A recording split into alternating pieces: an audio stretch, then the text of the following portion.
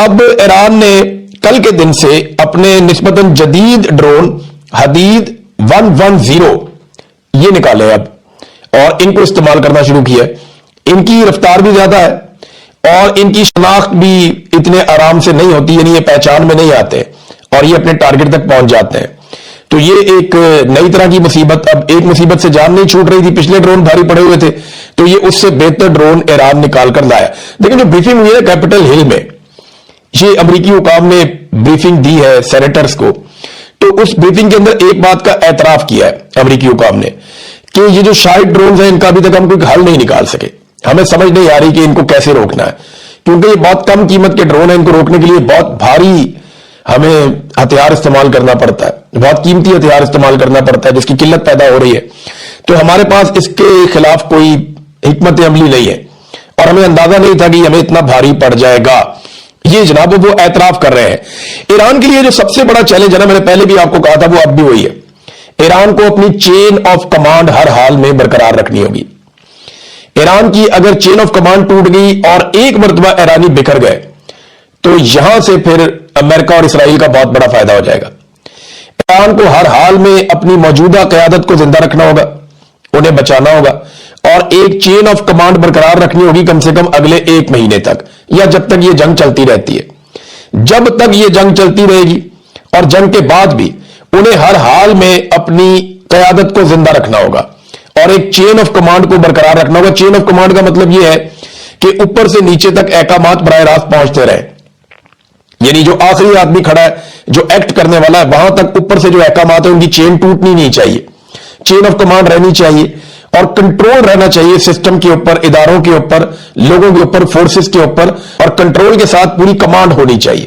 یہ chain of command اگر ایران بچانے میں کامیاب ہو جاتا ہے تو یہ اس کی سب سے بڑی کامیابی ہوگی. ایران نے کچھ اور بھی ایکسپوز کیا ہے. انہوں نے بتایا جی کہ فالس فلیگ آپریشن ٹائپ کی چیزیں کی جا رہی ہیں تاکہ باقی ملکوں کو اسرائیل اور امریکہ کے ساتھ مل کر ایران پر حملہ کرنے کے لیے اکسایا جا سکے. اس حوالے سے کچھ چیزیں سامنے آئی ہیں, میں آپ کے ساتھ شیئر کرتا ہوں. نمبر 1 تو یہ پتا چلا کہ ایک تو ایران نے اپنے پڑوسیوں کو ایک پیغام دیا, پہلے میں آپ کو پڑھ کے سناتا ہوں, یہ اہم ہے اور یہ بڑا ضروری ہے. میں نے آپ کو پچھلے ویلاگ میں کہا نا کہ ایران کے لیے بہت ضروری ہے کہ وہ عرب ممالک کو اپنے کنٹرول میں رکھے یا ان کے ساتھ رابطے میں رہے. ایران کے صدر نے اپنے پڑوسی ملکوں کے سربراہوں کے نام ایک پیغام جاری کیا ہے. اپنے بیان میں ایرانی صدر نے کہا کہ ہم سفارتکاری کے ذریعے جنگ سے گریز کرنے کی ہم نے پوری کوشش کی ہے.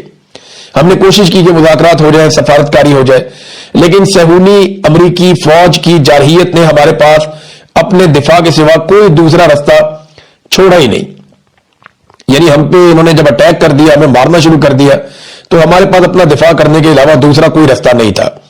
انہوں نے پڑوسی ملکوں کے سربراہوں کو مخاطب کرتے ہوئے کہا کہ ہم آپ کی خود مختاری کا احترام کرتے ہیں اور ہم یہ سمجھتے ہیں کہ خطے میں امن و استحکام یہاں کی ریاستوں کی مجموعی کوششوں سے ہی حاصل کیا جا سکتا ہے. یہ بڑی عقل مندی کی ہے.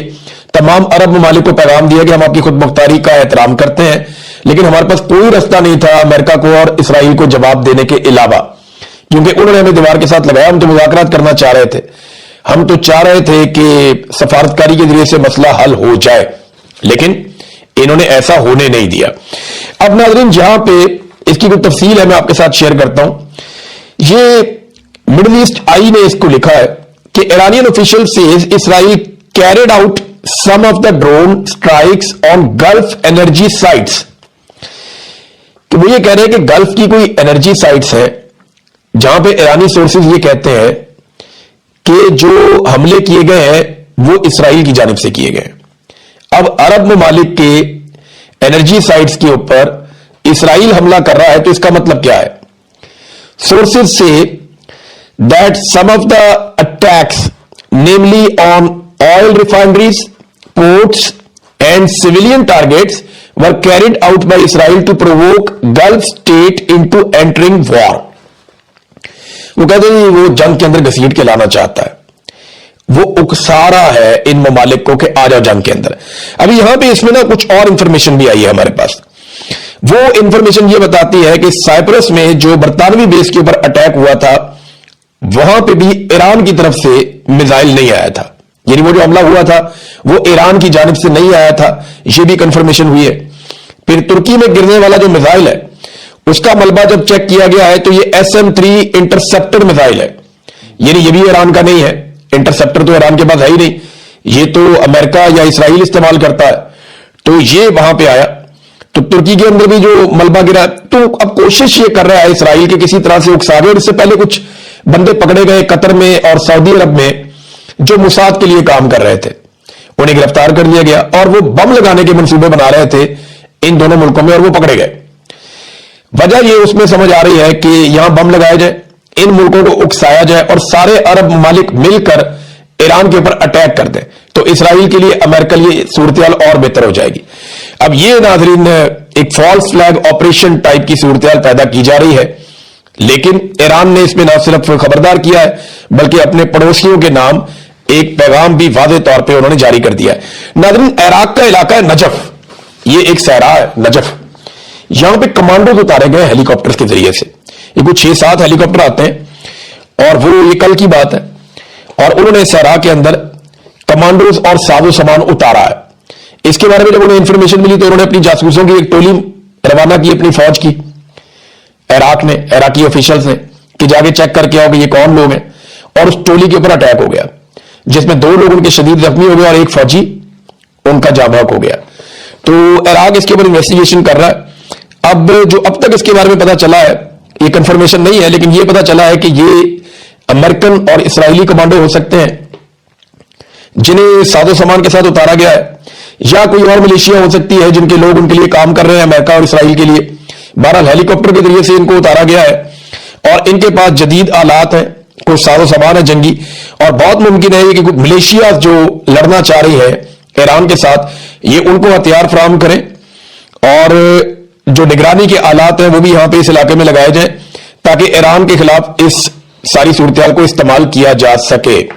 ہمارے جرنیلوں کو، ڈکٹیٹرز کو ہر دور میں کوئی نہ کوئی صحافی میسر رہتے ہیں، یہ ایک مخصوص تعداد ہے اور وہ ہمیشہ سے ان کے ساتھ رہتے ہیں۔ کچھ ہمارے ایسے بزرگ صحافی ہیں جو ہر دور میں ہر ڈکٹیٹر کو میسر رہے، اور وہ انہیں اچھے مشورے بھی دیتے رہے اور ان کی تعریفیں بھی کرتے رہے، اور ان کے بہاف پہ وہ دھمکیاں بھی لگاتے رہے سیاسی جماعتوں کو اور سیاستدانوں کو۔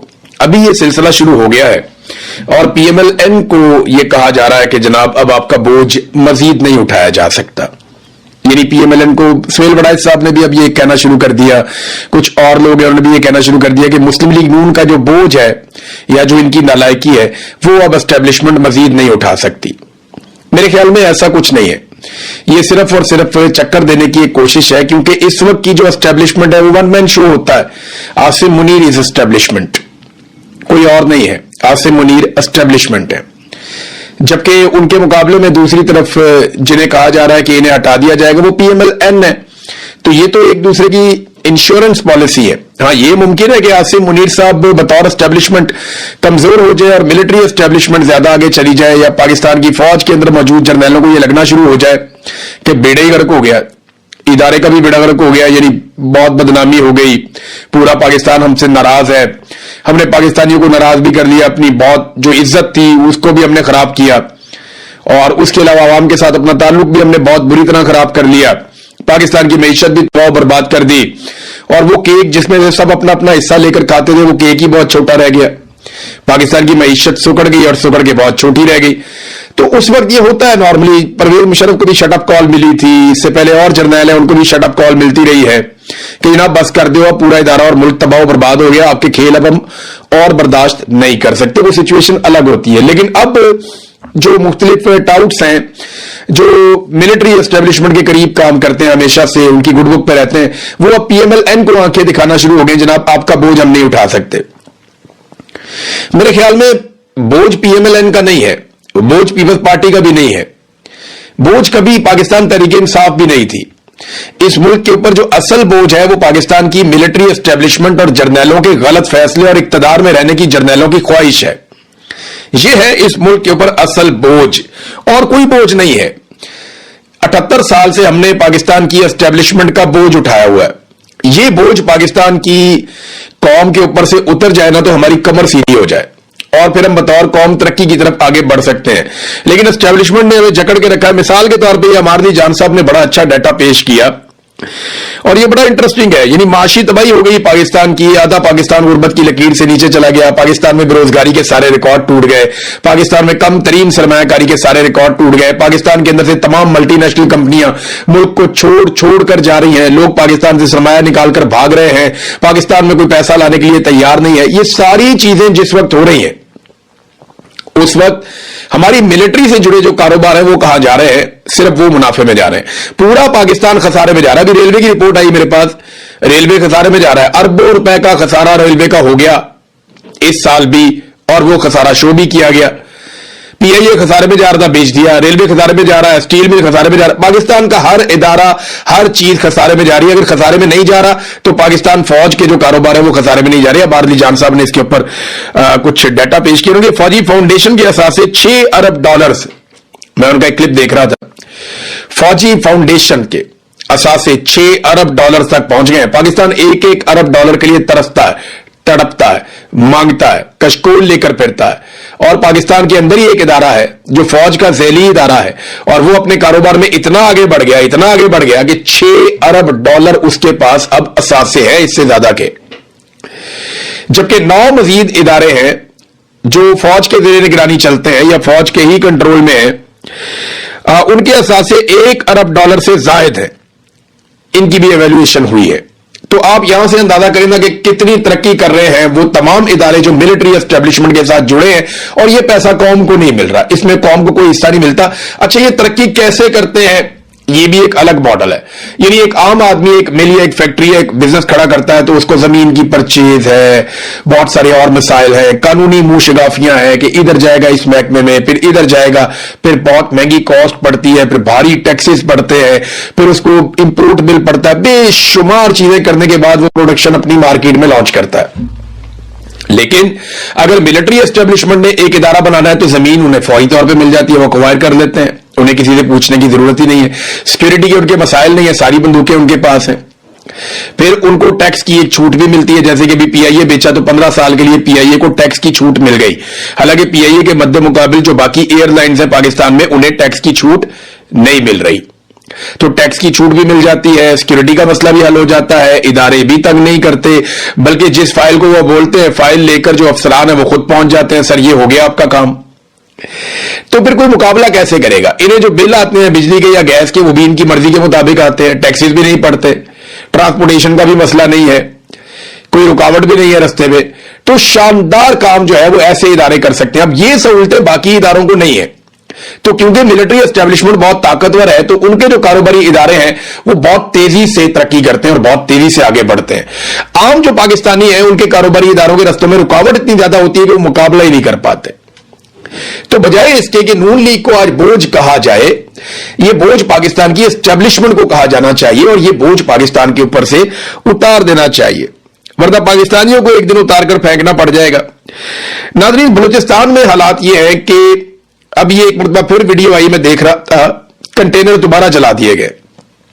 जो माल लेकर जा रहे होते हैं कंटेनर, उन्हें रास्ते में रोकते हैं, शरपसंद उन्हें आग लगा देते हैं। इधर कश्मीर में लोगों को शरपसंद कह रहे हैं जिन्हें भूखा रखा जा रहा है, जिनकी अद्वियात रोक दी गई है, जिनका फ्यूड रोक दिया गया, जिनकी खुराक रोक दी गई। अजीब शरपसंद है। और बलूचिस्तान में जो लोग आग लगा के चले जाते हैं उनके खिलाफ कार्रवाई कोई नहीं है। मारंग बलूच को, मासूम को जेल के अंदर बंद किया हुआ है सिर्फ इसलिए कि वो अपने लोगों के लिए हकूक मांग रही है। वो ये कहती है कि अगर किसी मुजरिम को आपने पकड़ा तो आप उसको अदालत में पेश करें, आप मावराए अदालत उसका कत्ल नहीं कर सकते। आपने अगर किसी मुजरिम को पकड़ा, आप अदालत के अंदर उसको पेश करें ना, आप उसे गैर कानूनी तौर पे मावराए अदालत कत्ल करके उसकी लाश को बिगाड़ के, मसकशुदा लाश आप कैसे फेंक सकते हैं किसी इलाके में लोगों को खौफजदा करने के लिए? फिर जबरी गुमशुदगी क्या चीज होती है? आपने किसी को गिरफ्तार करना है, कानून के मुताबिक गिरफ्तार कीजिए, अदालत में पेश कीजिए, साबित कीजिए, सजा दिलवाइए। लेकिन ये सारे काम नहीं किए जाते। अब वो ये कानून और इंसाफ के लिए खड़ी है, उसको उठा के उम्र कैद की सजा दे दी मारंग बलोच को। पूरा बलूचिस्तान सरापा एहतजाज है। बहरहाल बलूचिस्तान में एक मरतबा फिर कंटेनर जल रहे थे और ये मनाजिर हम देख रहे थे, बहुत ही तकलीफ दे मनाजिर है। जो रिलीफ पाकिस्तानियों को मिलना चाहिए वो पाकिस्तानियों को हुकूमत देने के लिए तैयार नहीं है। मैं अभी जाऊंगा जरा आजाद कश्मीर के मामले पे भी, जो बीबीसी ने उनकी रिपोर्ट की, बीबीसी को जो है वो अब दीवार के साथ लगाया जा रहा है, कोशिश की जा रही है कि बीबीसी ने रिपोर्ट क्यों की। देखिए, बीबीसी से बहुत सारे इख्तलाफात भी रहे हैं, بہت ساری رپورٹنگ کے اندر ہمیں بعض اوقات لگتا تھا کہ بی بی سی یہ والی رپورٹنگ جو ہے وہ ایک ایجنڈے کے تحت کر رہا ہے، ایسا ہوتا بھی ہے، لیکن یہاں پہ تو ثبوت سب کے سامنے ہے. یہ والی جو کوریج ہے اس میں تو ثبوت سب کے سامنے ہے. اور بی بی سی ایک ایسا ادارہ نہیں ہے کہ آپ اس کی ہر چیز کے اوپر ہی تنقید کریں. بعض اوقات وہ اینگلنگ کر سکتے ہیں سٹوری کی، یعنی ایسا نہیں ہے کہ ساری سٹوری جھوٹی ہے. جب کبھی بی بی سی سے اختلاف بھی ہوا تو اینگلنگ کے اوپر ہو جاتا ہے، سٹوری جھوٹی یا حقائق غلط، وہ ایسا نہیں کرتے، ورنہ آپ کیس کر کے ان کے اوپر مقدمہ جیت لیں. اب بی بی سی سے جناب معافی منگوائی جائے، منگواؤ معافی، بلکہ بی بی سی کو چاہیے کہ وہ معافی نہ صرف مانگے بلکہ 9 مئی کی مذمت بھی کرے، اور ساتھ میں بی بی سی پاکستان ہمیشہ زندہ باد کا نعرہ بھی لگائے اور پاک فوج کے ساتھ اپنی حمایت کی یقین دہانی بھی کروائے، تب بی بی سی کا گناہ معاف ہوگا. پاکستان میں تو یہی ٹرینڈ ہے، پاکستانیوں کے ساتھ تو یہ کرتے ہیں. رضی طاہر صاحب کو پکڑا ہوا، انہیں بند کیا ہوا ہے. پہلے 2 دن کا ریمانڈ دیا گیا تھا، اب دوبارہ وہ گئے عدالت میں، جا کر انہوں نے کہا جناب ان کا 3 دن کا اور ریمانڈ دے دیں، ہم نے کچھ اور ثبوت اکٹھے کرنے. وہ پھر 3 دن کے لیے ان کو پکڑ کے ریمانڈ دے دیا جج صاحب نے. یعنی جرنلزم پاکستان میں اتنا بڑا جرم بن گیا ہے کہ آپ نے خبر دی، اب وہ کہتے ہیں جی ہم نے خبر کا سورس پتا کرنا ہے کہ یہ خبر آپ نے کہاں سے دی. اور ایکچولی جو مجھے اندازہ ہے، میری رضی طاہر صاحب سے ابھی تک بات نہیں ہو پائی، بات ہوتی تو شاید میں آپ کو اور کلیئرٹی کے ساتھ بتا دیتا. یہ جو انہوں نے خبر دی تھی نا کہ عمران خان سے جنرل اشفاق پرویز کیانی کی ملاقات، میرے خیال میں یہ والی جو ایک خبر ہے یہ وجہ بنی رضی طاہر صاحب کے اوپر یہ سارا اٹیک ہونے کی. اس کے بعد یہ مقدمات تیزی سے ہو رہے تھے، ان کے بعد گرفتاری کے لیے کوشش کی جا رہی تھی.